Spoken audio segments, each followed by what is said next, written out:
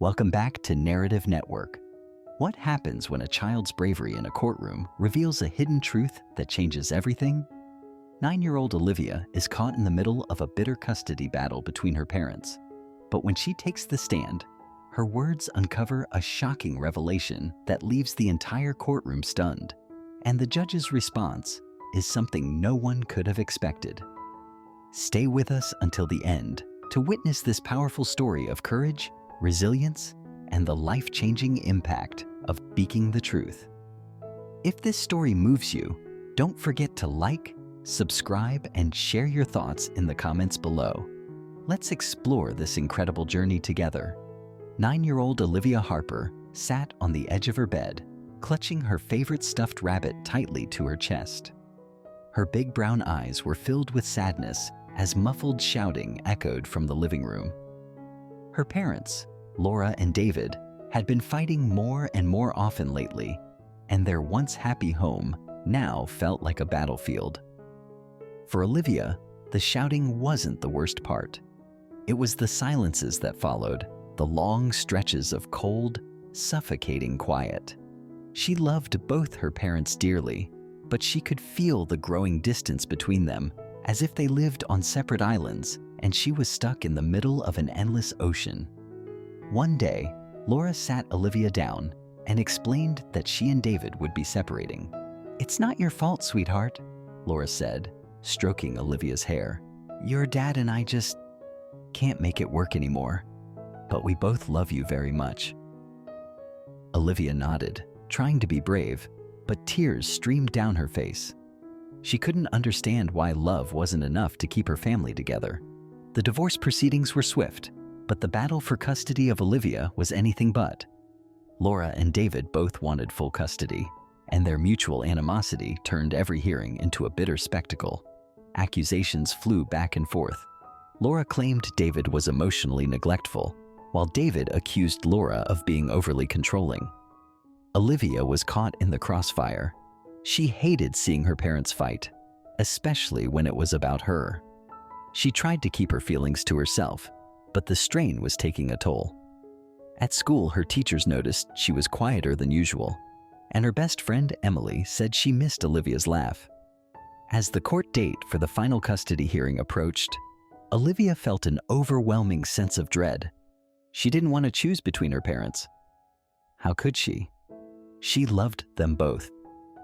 The courtroom was intimidating. The walls were tall, the ceilings high, and the rows of benches filled with strangers. Olivia sat beside Laura, her small frame dwarfed by the oversized wooden bench. Across the room, David sat with his lawyer, looking equally tense. The judge, a stern-looking woman named Judge Eleanor Clark, entered the room. She glanced over the case file before addressing the room. "This is a custody hearing for Olivia Harper," she said, her voice calm but firm. "I've reviewed the evidence and testimonies, but before I make a decision, I want to hear from Olivia herself." The courtroom fell silent. Laura and David exchanged uneasy glances. Olivia's heart pounded in her chest. She hadn't expected to speak. "Olivia," Judge Clark said gently, "would you be comfortable coming up here and talking to me? I just want to hear your thoughts." With a nervous nod, Olivia stood and walked to the front of the courtroom. Her stuffed rabbit was clutched tightly in her hands as she sat down on the witness stand. The judge's kind eyes met hers. "Olivia," Judge Clark began, her tone soft, "I know this is a lot to ask, but I want to make the best decision for you. Can you tell me how you feel about living with your mom and dad?" Olivia hesitated, her fingers gripping the stuffed rabbit. She could feel everyone's eyes on her, her mom, her dad, the lawyers, and the strangers in the courtroom. She took a deep breath. "I love my mom and dad," she said, her voice trembling, "but I don't like it when they fight. It makes me feel small." The judge nodded, encouraging her to continue. "That's very brave of you to share, Olivia. Can you tell me more about what makes you happy and what makes you sad?" Olivia looked down at her rabbit, her voice barely above a whisper. I feel happy when we're all together like we used to be, but now it feels like I have to pick one of them, and I don't want to. It's not fair." Tears welled up in Olivia's eyes, and she looked directly at the judge. "They don't see how much it hurts me when they say bad things about each other. I just want them to stop fighting." Judge Clark leaned forward slightly. "Olivia, thank you for being so honest. Is there anything else you want to tell me? Anything you think I should know?" Olivia hesitated again, glancing at her parents. She knew what she was about to say would change everything, but she couldn't hold it in any longer. "When they fight, it's not just yelling," Olivia said, her voice breaking. "Sometimes my dad gets really mad, and he throws things. He never hurts me, but it scares me. And Mom, she cries a lot when she thinks I'm asleep." The courtroom erupted in murmurs. David's lawyer jumped to his feet, objecting, but Judge Clark silenced the room with a firm gavel strike. "Order," the judge said, her voice sharp. She turned back to Olivia. "Thank you for telling me that, Olivia. I know that wasn't easy." David's face turned pale, and Laura looked down, her hands shaking. Olivia's words hung in the air, heavy with implications. After a brief recess, Judge Clark returned to deliver her decision. The room was tense, every eye fixed on her. "I've listened carefully to everything presented in this case," the judge began. "It's clear to me that Olivia loves both her parents and wants them to stop fighting. But it's also clear that this environment has been emotionally harmful to her." She turned to Laura. "Ms. Harper, you've shown a deep commitment to Olivia's well-being, but the stress of this situation has understandably affected you." Then she addressed David. "Mr. Harper, I'm deeply concerned by what I've heard today. Your behavior, while not physically abusive, has created an unsafe environment for Olivia." Judge Clark paused, her gaze steady. "My primary concern is Olivia's safety and emotional health. Therefore, I am granting primary custody to Ms. Harper with supervised visitation rights for Mr. Harper until he completes anger management counseling." Gasps filled the courtroom, followed by an outburst from David. "This is ridiculous. I'm not a bad father." The judge's gavel came down sharply. "Mr. Harper, this decision is final. My advice to you is to focus on rebuilding trust with your daughter." In the weeks that followed, life began to settle into a new rhythm. Laura focused on creating a stable, loving environment for Olivia, seeking therapy to cope with her own emotional scars. Olivia started seeing a counselor too, where she learned to express her feelings and process the events of the past year. David, though initially angry, eventually enrolled in anger management counseling. It wasn't an easy road, but he slowly began to confront the issues that had driven his behavior. Over time, he realized that he had to change, not just for Olivia, but for himself. Months turned into a year, and the once bitter custody battle became a story of growth and healing. David completed his counseling and began attending parenting classes. With Laura's cautious support, he started rebuilding his relationship with Olivia, one supervised visit at a time.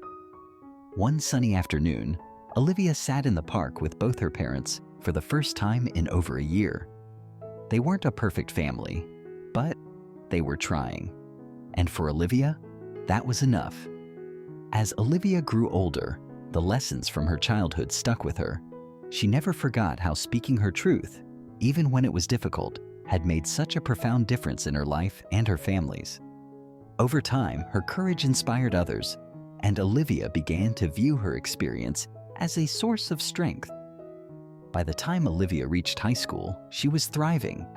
She excelled in her classes, participated in extracurricular activities, and even joined the debate team, where her ability to articulate her thoughts with clarity and passion stood out.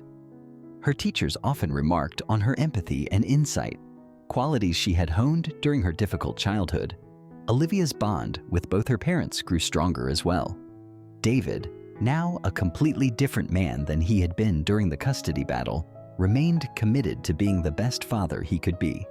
He never missed a chance to support Olivia, whether it was attending her school events or simply listening to her talk about her day. Laura, too, found peace in their new family dynamic. Though she and David never reconciled romantically, they worked together to ensure Olivia always felt loved and supported. In her senior year, Olivia was asked to give a speech at her school's annual Mental Health Awareness Week event. The theme was resilience, and Olivia knew she had a story to share. Standing on the auditorium stage, she gazed at the audience, her peers, teachers, and parents. She felt a flicker of nervousness, but quickly remembered the lessons she'd learned about courage and truth. "When I was 9 years old," Olivia began, her voice steady, "I found myself in a courtroom, surrounded by adults, making decisions about my life. It was one of the scariest moments I've ever faced. But in that moment, I realized the power of speaking up, even as a child.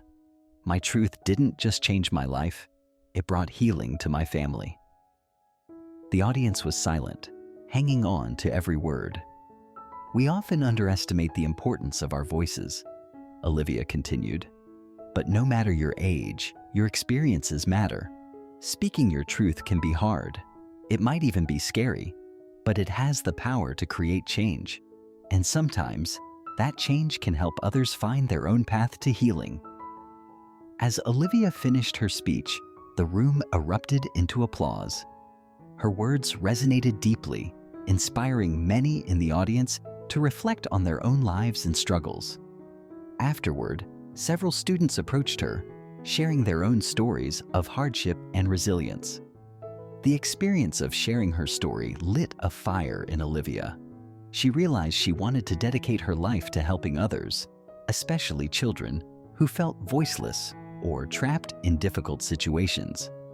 She decided to pursue a degree in child advocacy and social work, determined to use her experiences to make a difference. In college, Olivia interned at family support organizations, where she worked with children and families navigating challenges similar to her own.